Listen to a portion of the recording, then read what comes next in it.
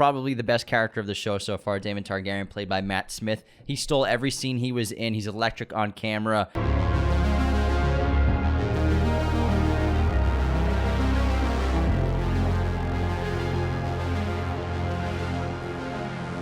Hello, movie friends. Welcome back to the show. We are so happy to be visiting Westeros once more. House of the Dragon came out this past Sunday, and we cannot wait to chat about it. And we're going to go over episode 1. We'll do a little recap and a little review, and I thought it was a very strong premiere. Started peaceful, but had a very dark turn, and everything we love about Game of Thrones was pretty much in this episode. I think they did a great job just luring the fans back in for a new show, a new series, a new dive back into Westeros after, so many people, they're so upset with the way the last season ended of Game of Thrones, but now they're really enticed, and I think this was a very strong first episode. Yeah, the cast is awesome, great actors. I was really fascinated to see how the world would look different. It has the same feeling to it, but it's interesting to see Targaryen banners everywhere all over King's Landing. They've dominated the kingdom for a very long time now. And the show started out really well, like just someone riding a dragon. That's what Rhaenyra riding her dragon's pretty badass. I think that the prologue did a good job of setting up what the world was, where we were in terms of the history of Westeros, and kind of the background for setting the stage for these characters. So it opened with a strong prologue, and then Rhaenyra riding her dragon. But the cast is really terrific. I think the cast is making it.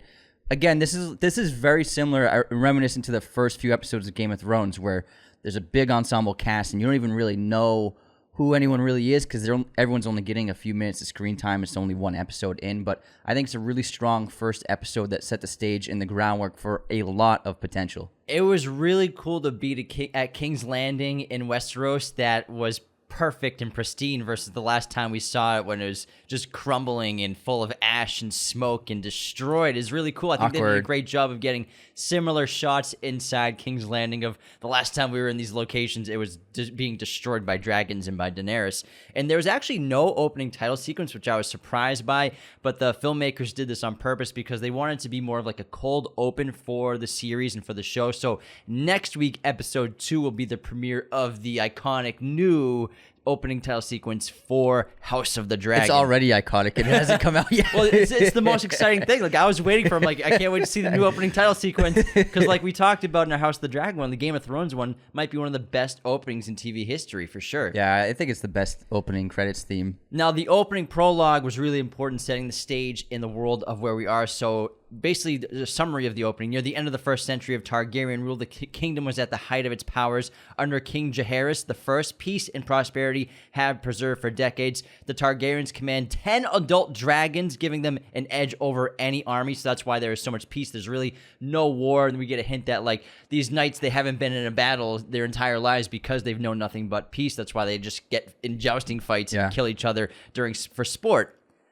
King Jaehaerys I found himself in ill health and in need of an heir. He had no heirs. Both of his sons had died. To find a suitable heir, he assembled the Great Council of Harrenhal. 14 succession claims were heard, but only 2 were considered. The council found Rhaenys Targaryen, Jaehaerys' eldest descendant, had the strongest blood claim to the throne. Second was Viserys Targaryen, the next eldest. The council ruled that the kingdom could not pass to a woman, nor through a woman to her male descendants, so Viserys was named the next king of Westeros. And there hasn't been a woman on the throne for over 100 years, so it's this kind of new tradition that they don't want to break, which is why Viserys was given the throne instead of Rhaenys. And it's an interesting dynamic, and also we get to see Rhaenyra dealing with the misogyny. She wants to be a fighter, and she wants to ride dragons, but her mother tells her, like, our battlefield is in the hospital room, basically, giving birth and on the bed. Yeah, which is really unfortunate. So King Viserys, played by Patty Constantine. What did I say? Caddy. Did I say Caddy? Yeah. I thought I said Patty. Well, I'm editing this, so I will double check, because I thought I said Patty. Patty Constantine. He is a pleasant and optimistic king. He's waiting and expecting the birth of his next child. He knows it's going to be a boy. Throughout the episode, he goes from optimistic and pleasant to dark as he sacrifices his wife in childbirth to preserve and hopefully help the child survive, but unfortunately for him, both pass away during childbirth, and it is a gruesome scene. Yeah, it was intense, and Patty Constantine did a great job. The whole cast did a great job. And they showed a lot. It was graphic. It was bloody. And I thought it was smart how they contrasted the editing with the jousting battles, with the death happening on the battlefield for fun and for sport, and the death happening secretly within this bedroom just nearby. I thought that was really terrific cross-cutting and great planning and scheming by the writers and filmmakers. It was very powerful, and it was super disturbing.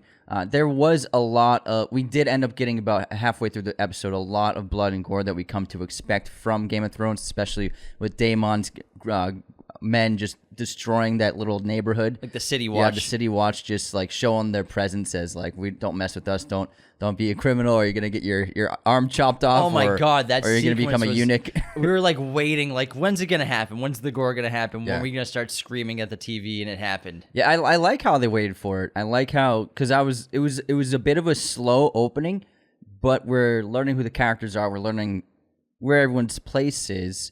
And we're getting the establishment of the council. Otto's the hand of the king, an advisor. We're getting a sense for the characters, especially Rhaenyra and Alicent, who seem to be like they're going to be very important for the rest of the show. So we have to get a sense for who they are before we get into any like crazy sequences of violence and gore. And I like how they slowly gave us an idea of what was happening, and then we got into the action. In the first episode, Rhaenyra Targaryen clearly seems to be the lead of the show, or at least for the first episode. She had the most screen time. Her storyline's kind of the one we're mostly following for the most part. How her father isn't happy because she's a daughter, and she wants him to be happy to have a son because she wants to be queen at some point. She wants, like Anthony said, to be on a battlefield, but she cannot. And I don't think she wants to be queen. She wants to be a warrior, and because she said she wants to travel around the Seven Kingdoms. True. So that's not something a ruler would do. So I think she also wants freedom. She wants to be heir. Yeah. She wants to be chosen as heir. That's like her deepest desire. That's why she's so happy that she finally does get chosen. I would say it's not so much she wants to be an heir. She wants to be accepted by her father for being a woman. And she doesn't want to fall into the same lifestyle or the same trap that a lot of women are put into in this kingdom, where their entire life is just meant for bearing children. She doesn't want that lifestyle. Like her mother says, our discomfort of childbirth is how we serve the realm, and that's really unfair to women of the Westeros. So Rhaenyra's clearly the lead character of this show so far, and I'm really curious how this time jump's going to happen, because Rhaenyra Targaryen, as well as Alicent, her best friend, and the daughter of Hand to the King, Otto Hightower, will be played by two actresses each character, older and younger actresses. Olivia Cooke, and I can't remember the other actress who's playing, Emma Darcy's playing the adult version of Rhaenyra. So I'm curious, is there going to be cross-cutting throughout the first season? Or I've also heard rumor that around episode 6 or 7, they'll just be time jump to them when they're older, while Rhaenyra possibly is queen at the time. I was expecting a time jump, but I guess it makes sense to do it this way. Now, after this first episode, my guess is they're going to do basically the origins of the story. It's kind of like a prequel. Yeah, and then we're going to get the adult actresses in the older versions of the actors we've come to know. Because I suppose with such an ensemble and with already a complex series of interactions, time jumping probably would have been a lot to handle, especially for an audience new to all the characters. So it probably would have been overwhelming. So I think it's probably better to not time jump it, to just finish this first story, get the establishment for what will become the rest of the series. So I'm guessing these younger actresses and the younger versions of these characters will probably play for a few episodes. I wouldn't say 6 episodes might be a long time until we get the adult characters, but maybe that's the way it is. I'm guessing 3 or 4 episodes. Yeah, I mean, it makes sense, because if maybe not that much happens in this time period before Rhaenyra gets to be queen, who knows? Maybe, so I've heard that she'll be an adult, she'll have children. Maybe when we time jump, that's when she's going to be crowned as queen of Westeros. And also because I'm sure they didn't show everything in the trailer, but it seems like we already got a lot of sequences of these younger actresses that we've seen in the trailer. A lot of like the memorable shots from the trailer we got in this first episode. Good point. And also Patty Constantine. I think he might be old. He's definitely old, looks older in the trailer in a lot of it.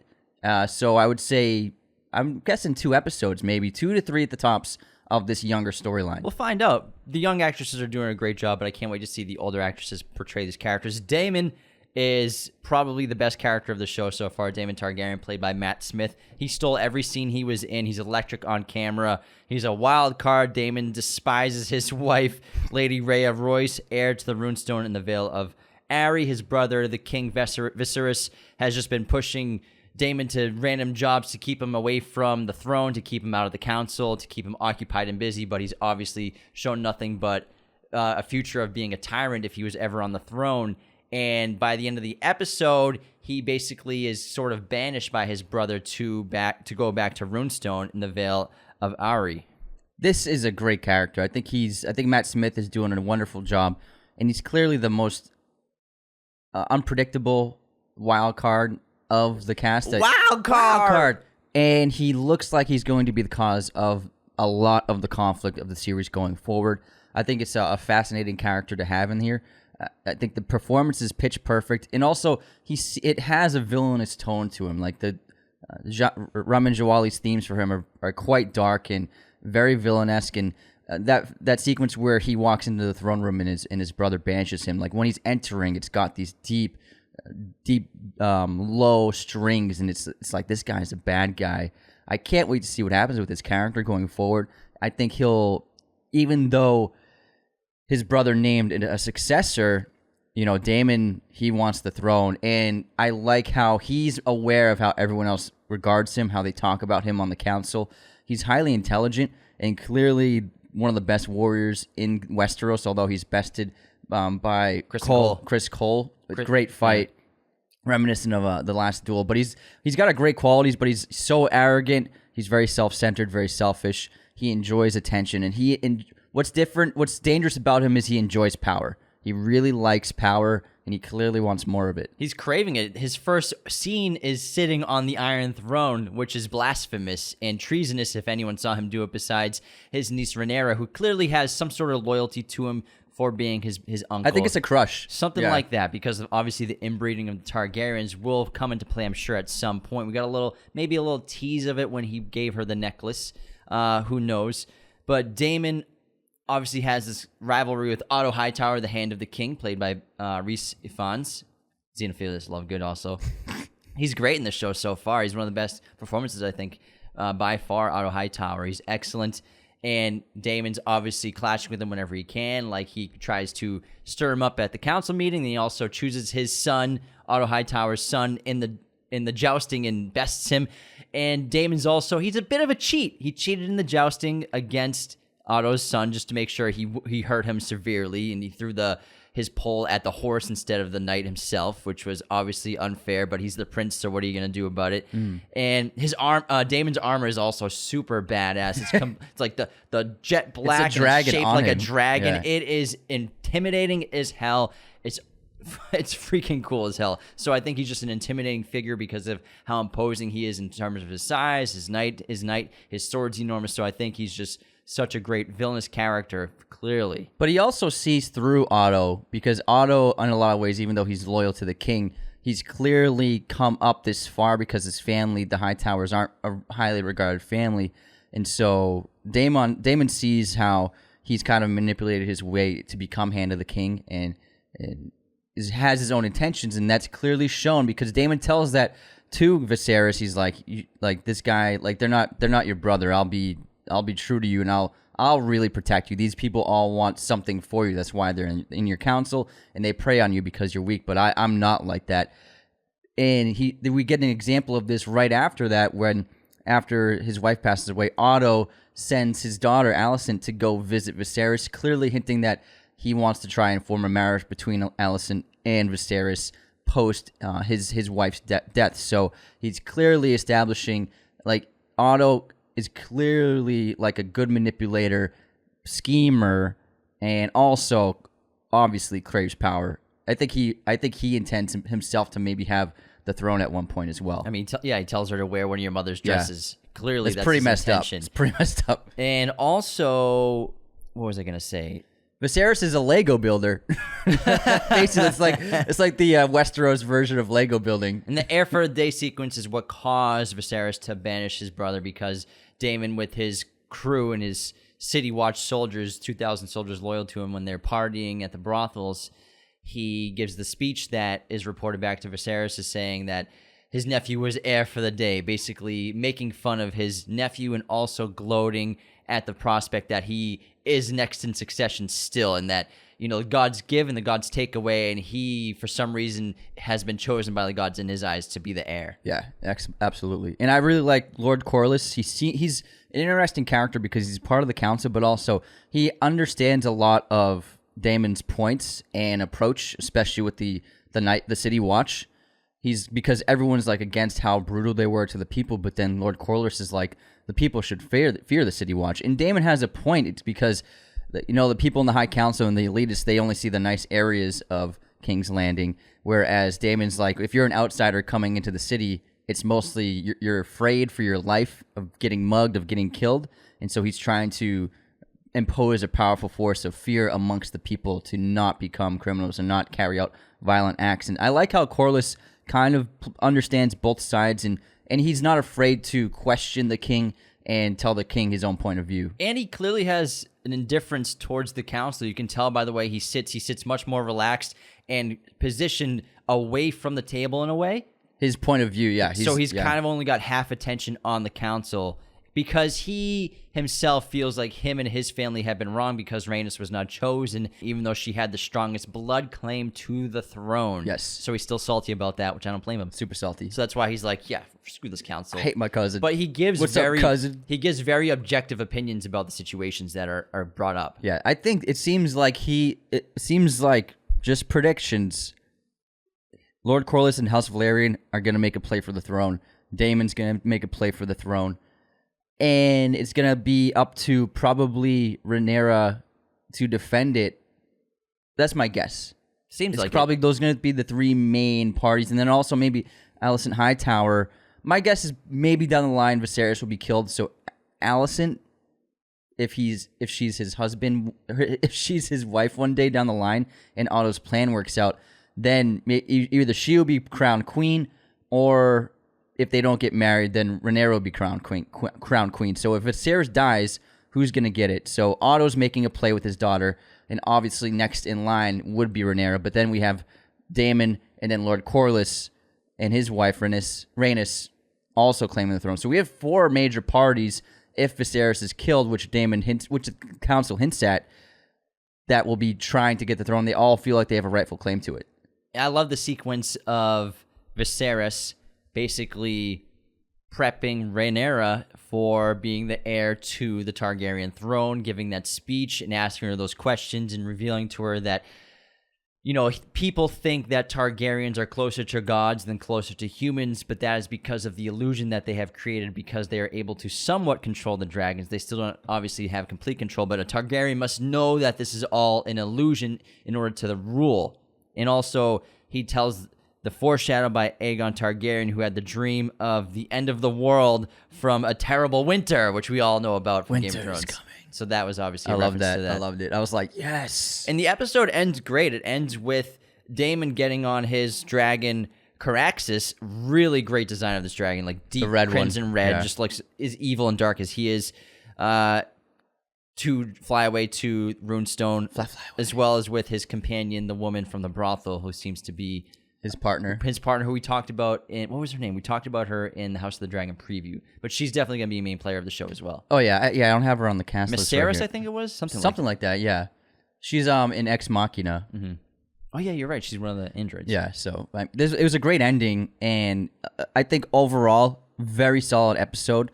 It's not the most entertaining episode, obviously, but I think for starting the series, establishing this new version of the world, and getting everyone up to speed, they did a really great job. It was very well balanced, all the sequences, all the scenes. Every character had a really good amount of screen time, so you really understood who they were, their motivations, and possible ideas for what their future goals will be. And then it ended really strong with Daemon flying away, the villain banished away, and he's definitely coming back to return.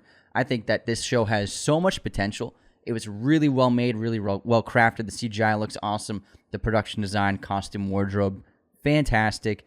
Cast, super talented. So I think on TV, this has the potential to be the best show of the year.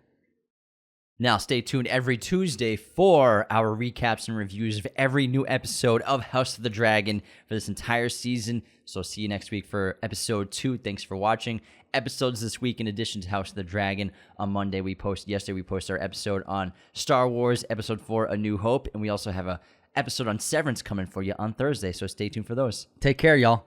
Thank you for watching Raiders of the Lost podcast. Be sure to hit that subscribe button, hit the like button as well, notifications for sure. Listen to the show on Apple Podcasts, Spotify, everywhere you can listen to podcasts, and be sure to check out this other content we have on our YouTube channel.